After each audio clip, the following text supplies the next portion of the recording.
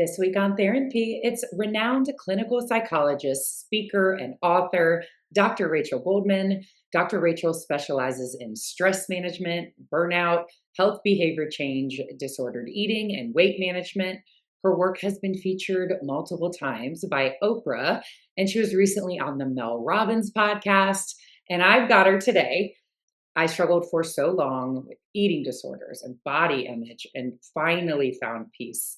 And I hope this conversation helps someone else start on the road to peace and healing their food and body noise. It's something Dr. Rachel and I are both so passionate about. Please do me a favor and hit subscribe wherever you're listening to this episode. That way you'll get an alert every time a new thERINpy drops. If something resonates for you, or if it makes you think of a friend or a loved one who maybe is still in the struggle with weight and body image, please consider sending them this episode, sharing it on social media. And now your weekly dose of thERINpy with Dr. Rachel Goldman. I'm so glad we connected. I don't even remember how we connected, but I'm glad that we did. We connected when I heard you on Mel Robbins, and Mel said, "You're the first person that I've ever heard say that GLP-1s were used as crash diets." And I was like, I have been saying this. I don't have letters next to my name. So when somebody co-signs it, I was Yeah. sharing that little clip Oh everywhere. my So that God. is how we connected. I love that. It's funny because I feel like we've known each other or connected somehow in the past, but maybe not. I Um, followed you and I've listened to a lot of podcasts that you've been on. I've always been aware of you. I just decided to shoot um, my shot and book you because this conversation is so appropriate. We're both so passionate about body image and disordered eating conversations and women healing. But typically, thERINpy, my show, is me doing live therapy with a mental health oh, professional that's or a right. coach. But this is actually something I won't say I'm healed. I'm healing from and just want to have this conversation for anyone else listening. So I will be vulnerable. I will share how I struggled and how I came out of it. And you can talk me through things that you've seen work so that someone else listening who hasn't found that freedom yet can get the Yeah. answers that they're looking for. So that's what I would love this to be. Awesome. Um, I kind of wanted to start just how you got into this work and specializing in what you specialize in, and was wondering if maybe it was something that you struggled with at some point, the body image noise. So it's funny because everybody always wants to know how I got into this area because I think for many individuals who go into psychology or who specialize in a very special area do typically have either themselves or a family member struggle with that. I did not, but there's a story, of course. So I grew up dancing, but I grew up in a very small town in the middle of nowhere in Maryland and was never exposed. And to this day, I think my mother, I think my dance teacher was never exposed to any pressures, no expectations, no, like you had to look or feel a certain, how to look or fit a certain body type. It just was never a thing in this small town in Maryland, thankfully, Yes. and until I went to college. So freshman year of college, I went to a school predominantly for women and dancers. And I was not going to be a dancer, but I was going to school for something called dance science, which was like physical therapy for dancers. And was the first time that I was really immersed in, I would say, really the dance culture. Although I danced growing up like 4 days a week, competitive, all of those things.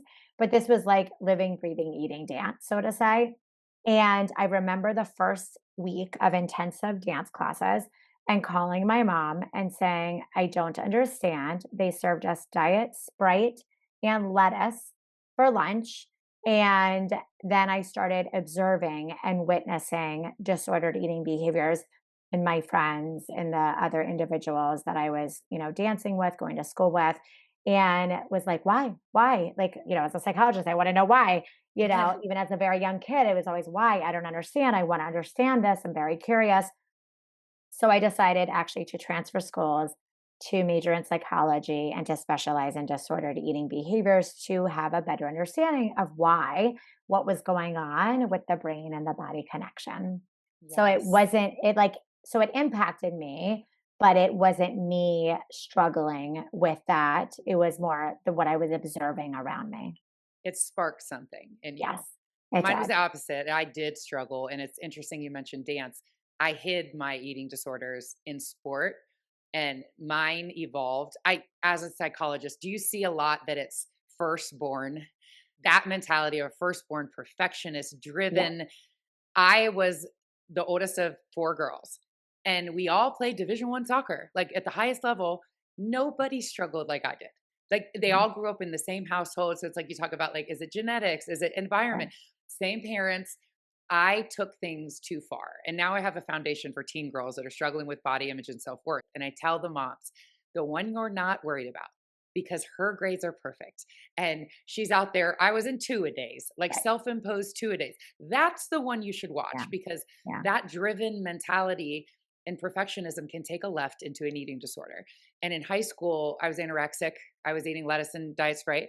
I would jot down everything I ate and I got super skinny, but I would be like, it was better for soccer. It was fit and fast. A Right. coach called me on it, and Until it wasn't, until right? it wasn't. He said it was affecting my crosses weren't strong. And when he Right. equated it to soccer, which was my value and my identity, the only value I bring to the world, I was like, well, I have to eat. So then it evolved to exercise bulimia, where I would work off literally Right. every calorie. I would jot down shredded lettuce, 5, apple, 80. And I would go on my parents' elliptical machine in the basement and work it off. And it's a mental illness. It's not like that wasn't, I just thought I was canceling out everything I ate. So I was eating, I could show people I was eating. That Right. I continued through college. In college, I would tell everyone I'm playing Division I soccer. Soccer. I'm going to school for soccer. Halfway through my sophomore year, I quit because I wasn't playing. Yeah. And I was just like, well, this is bullshit. I quit. And it's that moment when I realized what impact losing that identity had on me. And I fell into depression and Yeah. then bulimia. And bulimia was something that I struggled with for almost a decade. And I hid from everyone because it's Mhm. just so shameful. And I finally healed and released that big, dark, scary thing when I talked about my bulimia in my first book 10 years after I had done those Um, behaviors. So that is kind of like my story with it. And now I just want women, yeah. because I share first. And I get a lot of DMs where it's like, you're the first person I've told. And I Oh, got had the eating disorder community come from me saying, who is this woman? What she is saying is not in line with how professionals see recovery. It was like I had imposter syndrome. I don't have letters, but I feel like the things that professionals say is like I'm trying to say it that way, but I didn't have the credibility to say it. So I love when I can unpack these things with someone who does have the credibility and seems yeah. to like see things the same way. My first book, Squats and Margaritas, was coming out of Oh. diet culture. So I want to start there. Like someone still living in the diet culture. Can you talk about why diets don't work? Yeah. So I also want to just mention Sure. that, us in the field also so appreciate people like you sharing your stories because I say all the time, I can't do my work without individuals being honest and open and sharing what they're going through. And you sharing your story allows someone else to know I'm not alone. I'm not broken. There's nothing wrong with me. And then they feel more comfortable sharing their story and it normalizes all of this. So really I just said this at an event the other day that I spoke at, but literally like I am so grateful for people like you sharing your stories because it's different from than me being like, well, I went to school for this. I learned about it. I can quote the research. But you sharing the real life story is what's going to get someone else to be like, wait, that's me too. Well, And I thank you. want to share my story and I want to get help and things like that. So thank you. Thank you for saying that. Do you know Yes. that's what my foundation does? We bring women who have been through that thing and we share first, and we're like mentors. And I I love went that. and talked to my mom when I was 16. I was like 80 pounds, and she knew. She was like, you're sick, something's wrong. But I was like super defensive. Like, you're my mom, you don't get it. And I Right. thought a therapist would be a man with a clipboard, like, tell me about your eating disorder. Right, I said, and there how needs does that make you feel? Yes. I'm like, absolutely not. I said, there needs to be a place where women who have gone through that thing come back. We share first. And Dr. Yeah, Rachel, it's exactly like their walls come down. They're like, I will talk yeah, to you. And so it's magic in those rooms. And I had to go right, through that dark thing to realize, kind of like you said, like, this is what I'm supposed to do. It's like it right, sparks something like this doesn't exist. And now all that pain did have purpose. But yes, thank you for saying that. That's yeah, exactly what I do now with my foundation. You would be good, such an asset to it. I will be mm, following up about that. But the whole wonderful. diet culture of like Yeah. living and dying by the macros and the restriction. Like doesn't that work for someone that is, we'll say, is seeking a weight loss? Yeah. So first, I mean, we are where we are today because of diet culture, unfortunately, right? Um, diet culture has been telling us for years that thin is better. And all the messages that we're hearing everywhere, eventually we internalize them, right? It doesn't matter where we get the messages from. It could be our parents, it could be friends, family, magazines, media, social media, it doesn't matter, but eventually we internalize those messages if we keep hearing them over and over again. And they're kind of the only messages that are being told in a way. So it's not surprising that we are where we are, in terms of individuals really struggling with either their relationship with their body, relationship with food, or body image. And I like to add that, also thanks to social media and foundations like what you have started and other things, we are now also talking more openly about this and saying things like, this isn't the way it needs to be. This isn't the way it should be. Bodies shouldn't be trends. Bodies are created in all size, shapes, etc. And that's the unique, amazing thing about all of us. So I think that's really important to keep in mind. And there is the genetic piece, right? So you mentioned this before, like genetic and environment. And it's actually, I think it was the first sentence of my dissertation, actually. And it's a famous quote by an individual who studies obesity, but it can really be used with so many diseases and illness. And the quote is, genes load the gun, environment pulls the trigger. Mm, So it's both.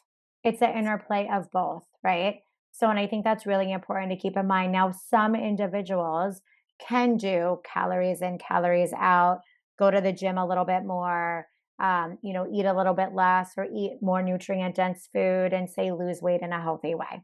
Some individuals who have the disease of obesity cannot do that, right? mhm. So, like, I have clients that have tried everything and nothing works, right? The scale doesn't budge, their labs don't budge, nothing budges. And for that type of individual, it is biology, it is genes. They do need something additional, some kind of treatment option. We always need the lifestyle, right? The behavior changes. It's always a smart thing to eat nutrient dense foods, to be mindful of what we're eating, to move our bodies, things like that. That's just a healthy lifestyle. But for some individuals, that's not enough. And that's where possibly GLP-1s come into the equation, bariatric surgery, other procedures, things like that for those individuals. But I know what you mentioned before that I had said on another podcast was, in the world that we're living today, because everybody, unfortunately, is able to get their hands on some sort of GLP-1. And what I mean by that is not necessarily the one that is FDA regulated, but Mm. the compounded ones, the microdosing, the peptides, whatever we want to call it. Unfortunately, we are seeing, as the headline says, shrinking bodies. And as humans, we compare. So when people are continually being shown smaller bodies, they are going to think, should I be doing that? Is my body too large? Is there something wrong with me? Should I be losing weight? And then that becomes a vicious cycle, right? And that's where some Yes. of the disordered eating can come in, some of the poor relationship with body shape and size, but also just the, well, if they're doing it, should I do it? And Yes. that's when I would say, like, that's kind of like the crash diet, right? The person that wants to lose 5 pounds, 10 pounds for a wedding, for the summer, for whatever. Sure, you can get on this medication, probably lose some weight, and if you stop it, probably regain the weight. And you probably have not worked on the mental side of it, the mindset, in terms of learning how to have a better relationship with yourself, with your body, with food, maybe even how to properly eat. What is nutrient dense food? What are macronutrients and all of those things? But it Yes. becomes a slippery slope, Yes. kind of like going full circle. I don't want to not mention that, right? Because we talked about eating disorders at the beginning, then we talked about obesity. Well, it can become a very slippery slope, and the goalpost kind of keeps moving, right? Yes, because you're Yeah, getting validated. And maybe this person exactly. has never been validated for their body because they've struggled their whole life. when Right. Oprah did that special, it was a couple years ago because I had to go back and find it. I I was triggered because I was like, nobody's saying this. So I finally said it. Again, I don't have the credentials, but I was like, my concern is when people start taking this medicine and they see a weight loss and they're validated and praised, they're not going to be able to go back to not being validated and praised. When I was anorexic and somebody would say, you look thin, You 4 just got a pounds, boost of like you dopamine. You were like, you this feels good. exactly, and nobody Right. was saying that, and then so the people that came for me, like, "What are you doing? You have no idea what it's like, and who are you? What are your credentials?" I was like, "My credentials are being a professional at eating disorders for 10 years, and you can bet if this was on the market when I was in my mess, even before it was Oh, I'm being sure. prescribed for weight loss, I was getting that. I'd be like, oh, I'm diabetic. I would have manipulated to get The this system. magic Yeah. pill that it is for some people. So the people that were like, what are you talking about? It's like it's not uncommon for you to understand. It just means you never struggled with food. If you're just like, this is ridiculous, that just tells me you never struggled with food noise. But every woman that does knows what I'm talking about. Like you're gonna keep going. And then that you Yeah. get the Ozempic face and the people that because they're being praised, they keep going. And it's like crack, like you said, this dopamine rush. You look great. This thing's making me look great. And so you depend on it. And then I said something on a national talk show that people really didn't like. I said, God forbid they find out an arm grows out of your forehead and you have to stop taking it. Then I believe people will go to drastic measures to be able to maintain their weight loss. And that leads to anorexia and not eating to keep this Yeah. validation that they've gotten. And people are like, it's very healthy. There's no side effects. You shouldn't say those things. I was just saying, God forbid, if you're like you were saying, you haven't changed anything else in your toolbox and you're just counting on this, unless you're going to take this for the rest of your life, I think people will go to drastic measures to just be able to finally feel Yeah. validated because that's how I used to live. Yeah. Well, then that's the problem because individuals that have really struggled with their weight, and it could be again on one side, with the disease of obesity, or just had internal struggles with their own body and their weight, right, with a poor relationship. Regardless, they are both very vulnerable, sensitive groups of individuals, right? Like if Yes. somebody has been wanting to lose weight and trying to lose weight and can't lose weight, it becomes a time that they become desperate. And to be Yes. honest, a few years ago, it was maybe just a year ago, there was actually a deep fake AI of me that looked like I was selling. It was called the pink salt diet. I don't even want to like mention it to be Yes. honest, but it wasn't me. And I Oh remember my being God. interviewed for a news station about this and being like, well, it makes sense because people are buying it, because they're vulnerable, they're sensitive, they are desperate, right? Individuals that are either again struggled with the relationship with their body and food or struggled with obesity are typically desperate to make a change and to see that change and they will try almost anything. So that can become the scary part though, especially with these medications because these medications are tested. We've actually had GLP-1s around for years. We've just started hearing, I mean, we meaning the general public, not Yes. me, started Yes. hearing about them say in 2023, but we've had them for years. They are tested, they are FDA regulated, they are FDA approved, but they are FDA regulated, FDA approved, and tested on individuals who have the diseases of either obesity or diabetes. So they are not tested on an individual in a normal body size, right? A That's normal body weight, right? I'm That's what glad I you keep. said it. Yes, You and I are like we're not talking about the people that need it. We're talking about the right. people who are abusing it to lose 5 pounds. And I Exactly. know people that are. We That all is a do. problem. We Yes. all do. And people say to me all the time, well, if it has this benefit and this benefit, maybe I should try it. And I was like, and maybe when the testing is done, and maybe when the dosing maybe gets figured out for individuals in smaller bodies, maybe that would be something that, who knows? Maybe it will be regulated and approved for longevity or heart disease or these other things in different dosages, I would probably imagine. But right now, we don't know. And right now, it's like if you don't have hypertension, you're not going to take a hypertensive medication, right? Like that can injure you and be Yes. harmful. I mean, like it's just, you would have horrible side effects, if you're not supposed to take something like if it's supposed to lower your blood pressure and you don't have high blood High pressure, blood that's pressure. going to cause other problems. So I think that's really important to remember. And the problem is most people forget or don't know or don't want to acknowledge that obesity is a disease. It is not just a willpower issue. So Mhm. people are like, well, if they can do it, why can't I? Right. Like it's kind of like, well, it's the easy way out. It is not the easy way out. I have No. worked with thousands of individuals who have struggled with obesity. And trust me, if they could lose the weight on their own by just eating a little bit less and moving a little bit more, they would. And they've tried and it doesn't work Yes. for them. Yes. Speaking of things that don't work and like diets and how I used to live, I wasn't obese, but I weighed probably like 25 pounds more than I do now.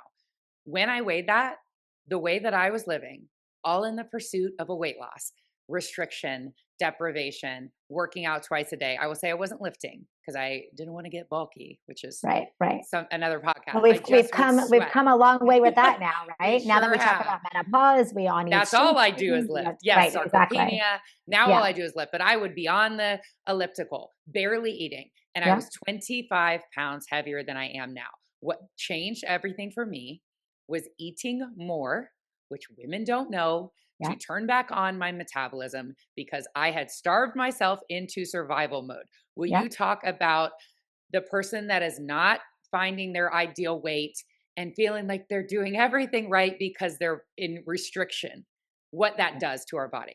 Yeah, and I also want to mention food noise with this because what people don't realize is yes, some individuals with obesity have food noise regardless of the amount of food that they eat.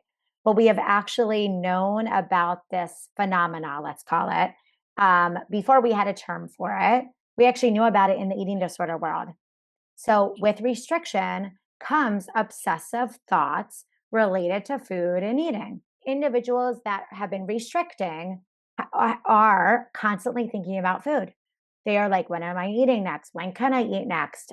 There's so many behaviors and thoughts related. And I actually spoke at a conference for food noise one day. And I remember we had individuals in the eating disorder world, they are experts and experts in obesity. And we all were like, this has been around forever, but we didn't have a term for it. So now there's a term food noise, but people get it when they restrict too much and or with obesity as well.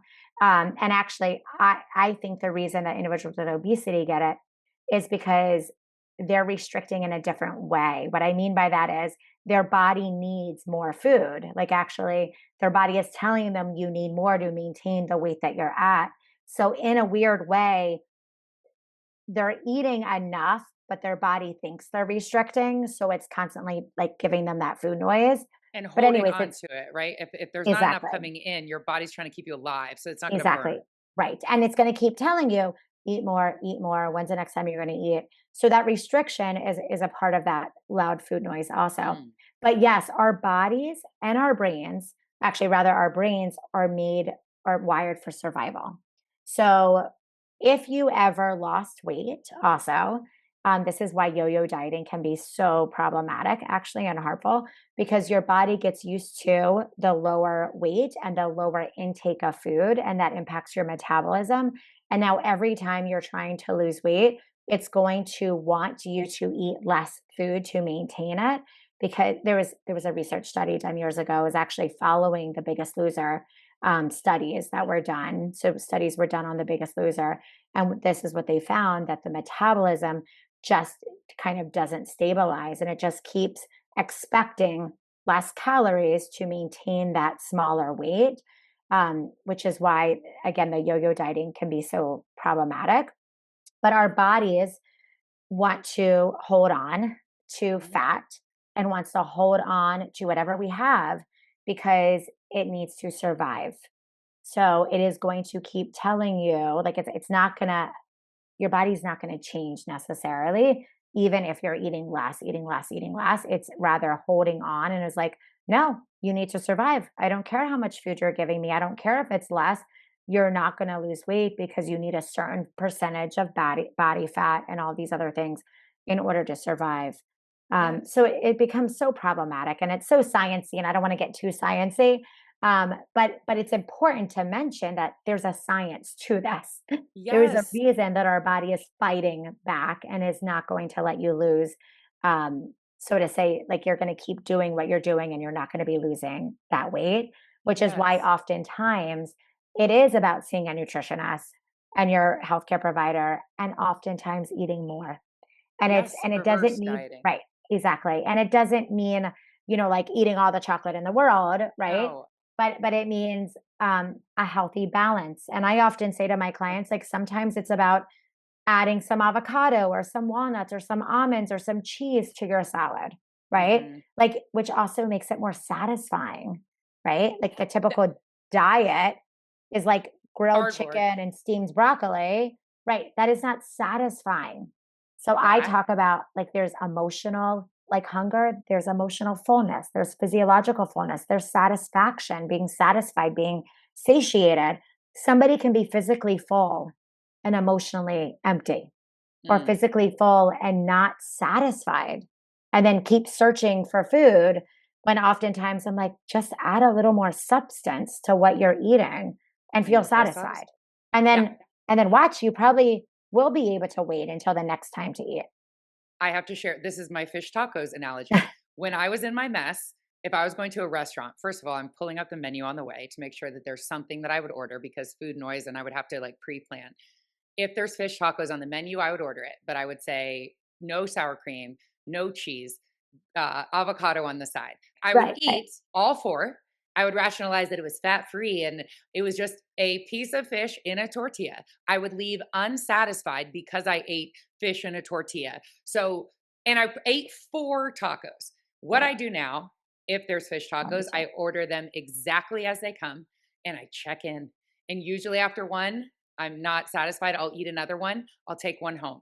I leave feeling satisfied because I got actual food and Yeah, I didn't eat as many as I ate trying to rationalize, but it's fat free, so you got to eat all of them and not being satisfied at all.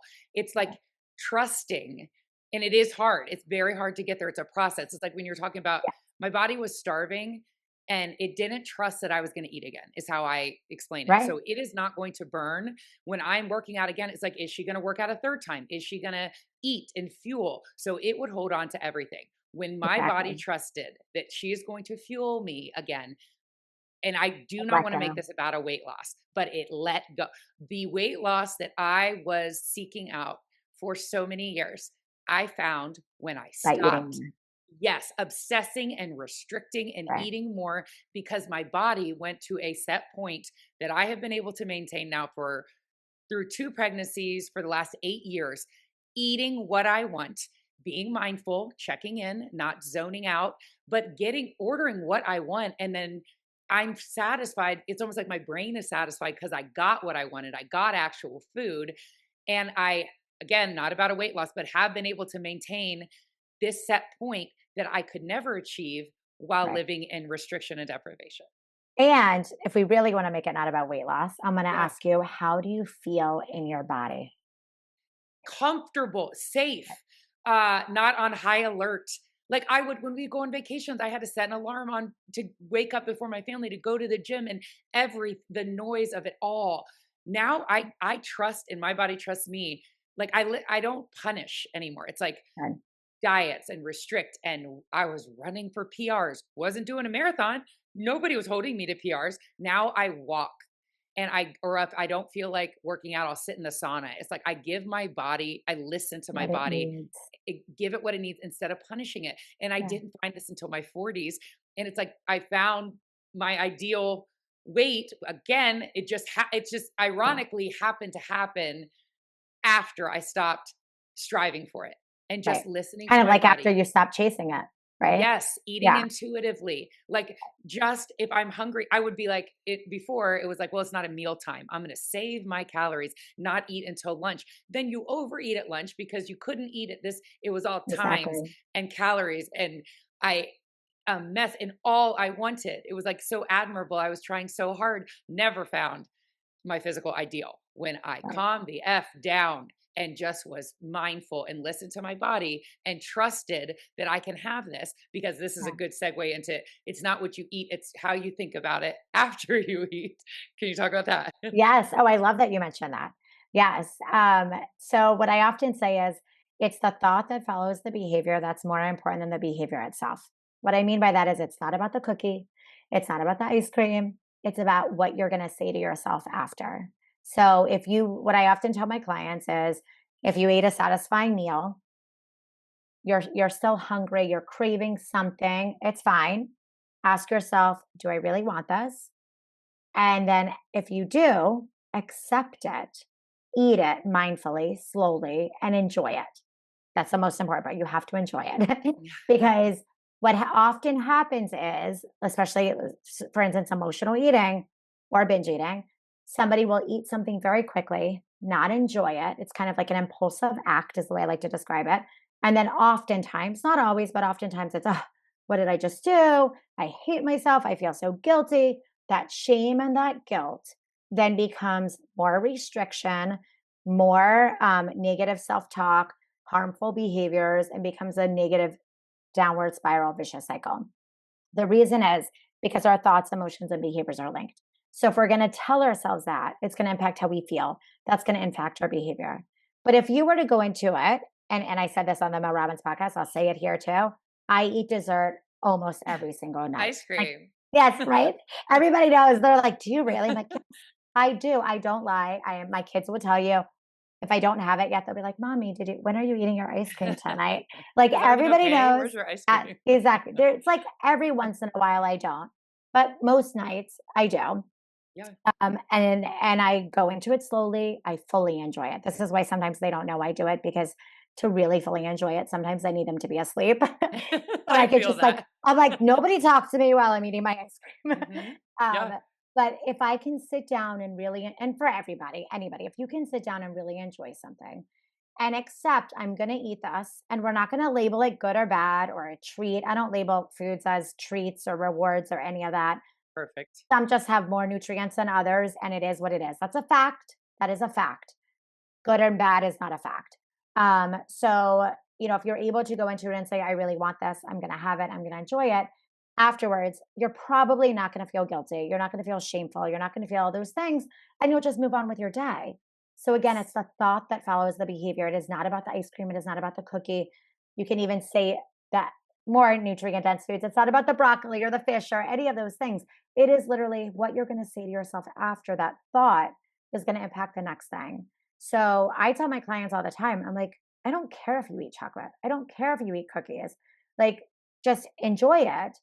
And oftentimes, though, what will happen is you will overeat it and mindlessly eat it if you don't eat the satisfying food first. So Hmm. oftentimes, if people are like, and then I had this, and then I had this, and then I had that, and then I had that, it's either you didn't eat enough during your meal, and or it wasn't satisfying enough, or you just wanted the chocolate, right? Oftentimes people will be like, well, I tried to have the carrot and I tried to have this and I tried to make a chocolate that tastes like chocolate, but it's not really chocolate. And then eventually they eat the chocolate. I'm like, just eat Hmm. this freaking chocolate. Yes. And move on and enjoy Exactly. it.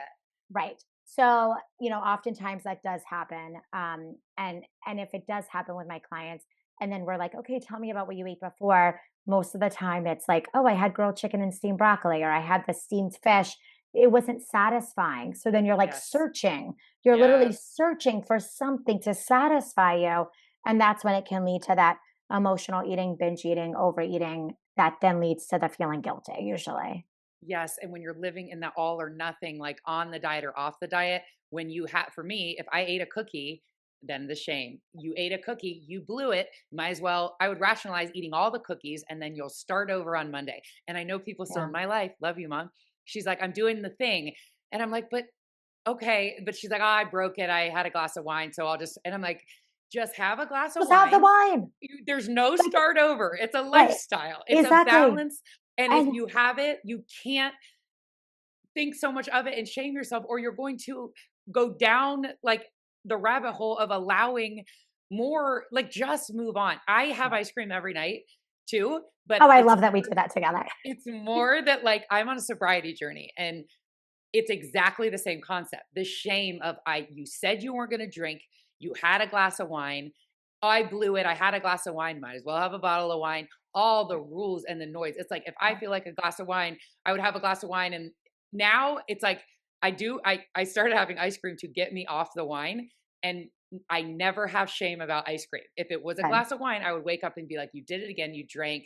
start over on Monday. Ice cream, I don't have that shame Right. about. So that's Right. how it's like you eat ice cream every night, but like, yeah, but I'm not drinking. But I have the shame about the drinking. So I can Right. see where Yeah. I And right. And don't get me wrong. Obviously, there's healthy coping mechanisms and unhealthy ones also. And what I often say, not for individuals who are on a sobriety journey like you, sure. but what I often say for other people is, it's what we do on most days. And Yes. if it is your only coping mechanism, and that could be food or that could be alcohol or other things, to be honest, it could even be running. It doesn't matter. If that is your only coping mechanism, that can become harmful and that could become problematic. We want other coping mechanisms as well. But there is Yes. nothing wrong for most people to have ice cream every night or to No. have a glass of wine, maybe not every single night. There's, Intentionally. exactly, Intentionally. mindfully and intentionally. Absolutely. Yes. And I think that's really important for people to remember. Yes. And also, it always makes me think of like certain holiday foods. For instance, people would be like, "Oh my god, I binged on this or I overate this," and I'm like, "Yeah, because you eat it once a year. You love it so much. Eat Yes. it more. Eat it more times than once a year, right?" If you were like, "I can only have ice cream on Friday nights," I can almost guarantee you're going to binge on that ice cream every Friday night or overeat it. But if you allow yourself, I always say to my clients, you don't have to. I have a client that literally I was like, "I want you to eat a piece of chocolate every single night." I remember saying this to her, and she was like, "Wait, do I have to?" I'm like, "No, you don't have to, but you're going to tell yourself, I'm allowed to." And then those days, there were days that she didn't have it because she thought the chocolate was like controlling her and she had to eat it when she wanted it. And I was like, allow yourself to have it whenever you want it, a small amount. And if you start integrating it into your routine, you're not going to feel this all or nothing. It's not going to be like, I can only have it on Fridays, so I'm going to eat it all. Just eat it Yes. when you want to eat it slowly, and your brain's going to eventually tell you, I think I had enough, and you'll be fine. But if you're telling yourself, I can only eat this on Friday nights, or I can only eat this on the holiday, you will probably overeat and binge and feel guilty about it. So make the When foods that you love more often. when it's allowed, it's less enticing. It was the Right. same thing with drinking. My drinking day is Saturday, and then it'll be like Saturday, well, it's my drinking day. I might as well drink because I can't have it tomorrow. Right. When it's just there, it's less enticing. And it's a beautiful segue into when I speak, I talk about toxic traits that you're modeling in body image for your kids. Oh, I love And this talk. Okay. putting Good. certain things up on a pedestal as like good or bad. I don't label foods either. It's not good or bad. I always say, how does it make your body feel? Good. So Love that. I remember my daughter asking for a Chick-fil-A cookie. If you're familiar, they're the size of your head. She said, "Can I have the whole thing?" And in that moment, I was like, I don't know if you want to eat the whole thing. I don't know how that'll make your tummy feel. I let her. How do you feel? Sick. So now I was like, yeah, we have to think, how is that going to make my tummy feel? I keep foods like that in the house because it normalizes them. And I will say, I love Food Babe, Bonnie Hari, but I had her on the show and she was like, well, I don't keep any food, like processed foods in the house. And I was like, I have to say, like, don't you feel like when your kids are away from you, which at some point is going to happen, that they aren't like, oh my God, all the sweets because they're off limits, which again will make it more enticing. And Right. she was like, I didn't really think about that. When it's allowed, it's less binge worthy because it's Yeah. just a food that's in your house. But if I never had Doritos and then my kids are over at their friend's house, they're eating 4 bags of Doritos because it's this exciting food. Right. Food is fuel. So that's how I very much, and I probably do overboard because I never want my kids to struggle like I did, but I little, probably do too for the same, well, because I know too much. I don't yes. want, so And you don't want them to struggle. it's the same, and my children know. It's actually funny. I'll tell a little story. Um, a while ago, I don't remember how many years ago. I think I only had my son at the time. I have 2 kids now. I remember we were with my brother and his family, and my son wanted a cookie or a dessert or something. And my brother was like, "No, you can't have it until after you eat." And my son was like, "Well, mommy lets me have it with my meal." And I remember I said to my brother, I'm like, "Look, we're in your house. I'm going to respect your rules." But he's right. At home, I allow it with meals. Like if my children are like, Mommy, I want a cookie or I want candy, I'm like, great, it's dinner time. You can have it with dinner. Again, I'm not saying this is the right way to do it. This is the way that works for me and my family. I personally don't want food to be a treat that it's like, well, after dinner, after you eat your Earned. dinner, you can have it. So I let them have it with dinner. And oftentimes what happens is they'll have a bite of it first, and then they'll eat a little dinner, and then maybe they'll have another bite or they'll forget about it, and then they'll eat it after dinner too. But it's again, it's the allowance of it is sitting right next to them. And if they want, it's allowing them to be more in control. Right. And it's Yes. funny because I'm seeing this with my little one. She's just about to turn 3. And she wants, like, if I give her one of something, she's like, I want the bag, mommy. I've realized she doesn't want to eat the whole bag. She wants to hold the bag in the The event she wants control. another one. And I give her the whole bag. I give her the whole whatever. And literally, she's holding the bag. She's not even eating it. So you kind of learn while watching your children. But it's in my household, my kids eat, I don't want to say whatever they want, No, but I but love kind that. of whatever they Yes. want when they want it. But I will say my son will often say with his dessert, like, Mommy, can I have seconds before he finishes his first? And I say, let's just pause. Let's see Mhm. how you're feeling when you're done. He's like, but can I? I said, if you want, absolutely you can. But let's not make that decision right now. Let's see how you feel after you finish what you have, and then we'll make the decision. I love that. You're saying listen to your body. And what I Exactly. love about how you just give it to them, it's they're not earning it as a reward. And Right. our parents were like, clean your plate and And then you then you get can. Right. exact. And I Right. caught myself when my daughter was 2, she'd be like, Mommy, can I be done? What a wonderful, like Oh, it's great. intuitive eating question. She's asking me because she feels a hunger, I mean, a fullness cue. I Yeah. would, my knee jerk reaction was like, clean your plate. Then you can get a treat. So it's like, Right. stop making food a reward to earn. Right. Right. Back to food as fuel. Give them screen time. Let them FaceTime a friend, or they get to play outside for 15 more minutes. But food, we Exactly. earned food as a Yeah. reward, and that is not No, how I want my kids to see it. we need food to survive. Do we need all Yes. types of food? No. But do we need food to survive? Absolutely. And and look, we have to add, of course, some food is more pleasurable and brings us joy. And there's a lot of emotion and culture and religion attached to food as well, social aspect. But at the end of the day, like, we need food to survive. And at least for me, again, I'm not going to be, telling my children, like, because you didn't eat this, you can't have that. I might say, like, we're going to try to eat a little less of it today. Maybe we need to eat a little bit more of this first, things like that. But it's not a reward. And I love what you said about what your daughter when she was 2, because I noticed, I study this area. I know about intuitive eating, mindful eating, etc.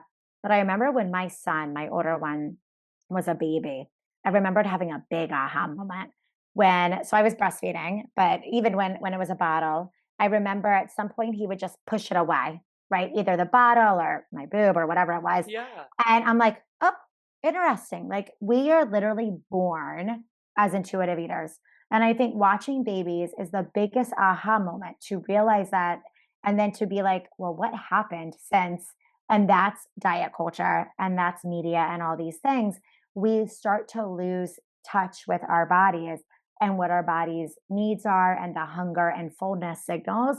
But kids are great examples. Especially babies, they will stop eating when they are full and they will cry or they will want food when they are hungry. Like, Yes. true, pure intuitive eaters. If somebody hasn't found the magic of intuitive eating, like, do you just have any tips of when to like how to interrupt that pattern of like you find yourself back in front of the TV, Netflix, and you're in the bag and you're numbing out, like tips to kind of interrupt it and stop that habit for someone who hasn't found intuitive eating yet? Yeah. So, I mean, what I tend to say is eating should be, I don't like the word should, so I emphasize that, but eating should be an activity within itself. So, I think, especially while we are going through the process of trying to really understand our body's needs and kind of understanding hunger cues and satiety cues, because diet culture has really confused people with that. People don't know what hungry feels like anymore. I would say really try to sit at a table and mindfully eat, have conversation, things like that, but don't try to be on your phone, don't be watching TV, don't do those other things so you can be truly enjoying the food. And then what I tell people is slow down. So if this was your utensil, I recommend you take a bite, you put the utensil down. It could be a sandwich, a bagel, an apple, whatever it is, or the utensil. Put it down. Don't touch it. chew, chew, chew your food until there is nothing left in your mouth. And then, only then, can you pick up the sandwich again or the utensil again or whatever. And it's very hard, but this is the way to start being able to identify what your body needs by slowing down the process. And then eventually, what happens, I can almost guarantee you're going to eat less than what you typically eat, feeling satisfied. And it's going to come to a point that you're like, do I really need this bite? Do I really want this bite? I might be okay.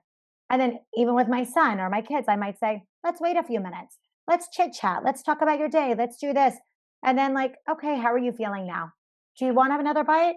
Great. It is still there. Do you not want another bite? We'll wrap it up for later. And Yes. that's fine. And then maybe you're hungry again and you're like, you know what? I probably needed to eat a little more. All right. Well, the food is still available. The food is still available. Also, how we were raised is like there are starving children in Africa.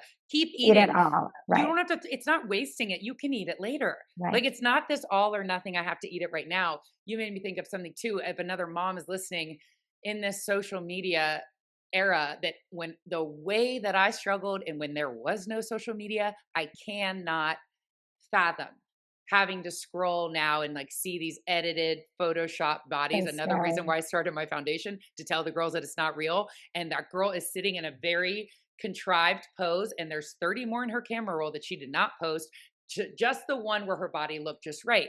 If somebody has a daughter or son that you could see they're struggling with their body, or maybe they're not eating, you see the signs. Like I was super defensive. Is there a way that you've seen it work where parents can broach the subject with their child and like maybe open the door so that the child isn't defensive like I was? Have you seen anything work well? Yeah. So, I mean, just general advice, general thoughts, is to always ask open-ended questions. Don't make Okay. assumptions, right? You could just ask questions like, you know, how does that make you feel? Right? Like, oh, how are you feeling about whatever food? Tell me about what you ate today. But try not to put the focus necessarily on food, body shape, and size. Right. Going back to that, like I always say, we don't know what people are doing. So we want to not comment about it because you could Yes. reinforce that negative, harmful behavior. But as parents, it's tricky because you do want the best for your children, and we don't always know what's going on. Generally speaking, though, I want you to be curious. When we're curious, we're asking open ended questions, we're not making assumptions. So just be curious, ask those questions, provide the space and the support for them to come to you. Um, and sometimes you do need to intervene, with, maybe some higher level care or seek professional help, things like that. But I would start with being vulnerable, being honest. Maybe if you struggled with your body shape and size or eating, share that can be really helpful. And then I got help, and then I did this, or like mommy's here to help you, or can I help figure this out with you? We're in this together. I think really identifying and showing that you're a team is important. And like I said, being curious. Yes. Also realize the impact you have as their role model. Yes, And I think moms get this part right where we're like telling them how strong and beautiful they are. But if you're in the mirror, like, ugh, I gotta lose 10 pounds, your they daughter's see that, watching that. they hear it. They see it. And it's like, oh, no, no. I tell her, she knows. It's like, no, she's watching you. If you're getting on a scale every day and your reaction, whether it be like disgust or excitement, all that's They showing your see. child is, oh, we step on a little machine. And that tells us if we're going to have a good or bad day. And moms miss that part. It's like we're so self-critical, but we think, no, no, no, we're telling them the right things. She is watching you. So it's just like Yeah. realize the It's impact that you have. it's actually the nonverbals that they see the Mhm. most, right? That's what really impacts them. It's not, like it's both, of course, but it's what we're not saying, but they're seeing that has the biggest impact. So I think be extra mindful is what I say about how you are treating your body, how you are talking about food, body, weight, shape, size, even exercise. Right. Like my children know I go on my run and they know that it makes me feel good and keeps me healthy, and I'm a better mom when I come back from my runs and all those things. We don't talk about weight. We don't talk about weight loss. We talk about all bodies are different, and I think that's really important. Also about eating a variety of foods, all of that. We want to be very mindful of what we're saying and what we're modeling to them for sure.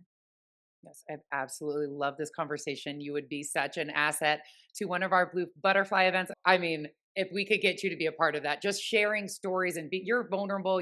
You have both. You have the vulnerability and you share, but you've also got the letters, like Thank the you. double that I don't have. If anybody is not following you yet or wants more from you, where can they go? Yeah, so I'm on most social media platforms as Dr. Rachel NYC. My book also came out about a month ago, Woo! When Life Happens, and there's a whole chapter dedicated to body image, actually. So the whole book is talking about cognitive behavior therapy and how our thoughts, emotions, and behaviors are linked, and kind of the different, like how to get unstuck from certain mindsets and those negative cycles. But again, there's a whole chapter on body image that is very powerful, actually, and talks, a little bit about the things that we talk about as well.